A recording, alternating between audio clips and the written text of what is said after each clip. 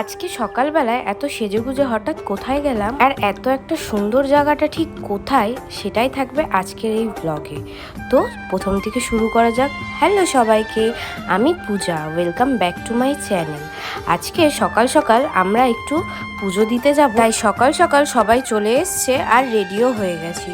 ঘুম থেকে উঠতে আমার খুব টাইম লাগে, তার জন্য অনেক কষ্ট করে ওরা আমার বাড়িতে তুলতে গেছিলো। তারপরে মায়ের দর্শন করে বেরিয়ে পড়ি স্টেশনে যাওয়ার উদ্দেশ্যে। আর কোথায় যাচ্ছি সেটাই তো তোমাদের সাথে বলা হলো না। আজকে আমরা যাব বনগাঁয় সাত ভাই কালীমাতার যেই মন্দিরটা আছে ওখানে পুজো দিতে। আর এই তো আমরা স্টেশনে পৌঁছে গেছি, এখন আমরা ট্রেনের জন্য অপেক্ষা করছি। পুজোর দিন যত আগাচ্ছে আকাশটা যেন ততটাই সুন্দর হয়ে যাচ্ছে। আর তারপরে আমরা ট্রেনে উঠে যাই, আর এত সুন্দর প্রাকৃতিক জিনিস দেখতে দেখতে আমরা বনগাঁর দিকে আগাই।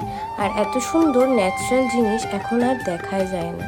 এখন যেখানেই যাই সেখানেই শুধু রোদ্দুর আর রোদ্দুর, কারণ গাছপালা যে হারে কাটছে কিছুদিন পর মনে হয় এইটুকুও দেখা যাবে না।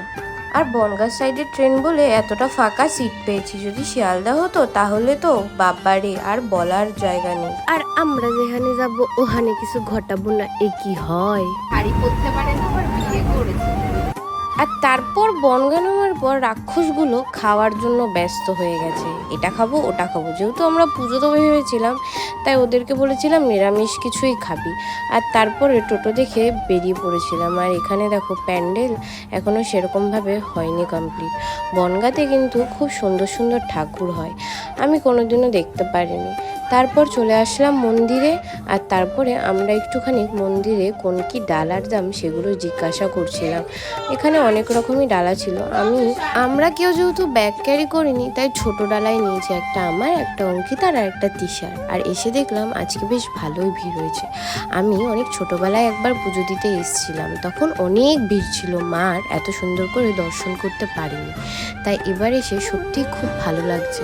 আর ঠাকুরটা দেখার পর মনটা যেন ভরে গেল। আর তোমাদেরও বলবো, এখানে ধাপে ধাপে পুজো হয়, সকাল 10টার থেকে হয়, 12টার থেকে হয়। আর এখানে অঞ্জলি দেওয়ার ব্যবস্থাও আছে, খুব ভালো লাগলো এটা দেখে। আর ওরা যেহেতু পুজো দেবে না, তাই বাইরে আমাদের জন্য ওয়েট করছিল। আর এখানে পুজো চালু হয়ে গেছে, অনেকক্ষণ ধরে এখানে পুজো হয়। আর 3 বেলায় হয়তো পুজো হয়, আমি ঠিক কখন কখন পুজো হয় সেটা জানি না টাইমটা, বাট আমরা 10টায় গেছিলাম। আর তারপরে 12টার সময় আরেকটা পুজো স্টার্ট হওয়ার কথা। তারপরে সবাইকে গঙ্গার জল আর ফুল দিয়ে দিয়েছিল অঞ্জলি দেওয়ার জন্য।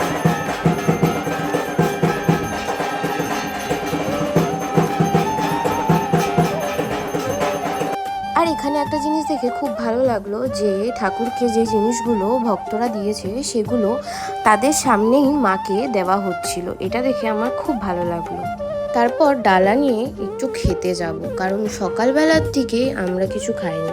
পাশে একটা মিষ্টির দোকান থেকে নিরামিষ এই কচুরি আর তরকারিটা খেয়েছি, বেশ ভালোই ছিল, খুব একটা যে খারাপ সেটা আমি বলবো না। তারপর বেরিয়ে পড়েছি একটু ঘুরতে যাওয়ার উদ্দেশ্যে। পাশে নাকি একটা খুব সুন্দর ব্রিজ আর একটা নদী টাইপের আছে। তো দেখলাম এসে ব্রিজটা তো খুব সুন্দর, কিন্তু নদীটা শুকিয়ে গেছে।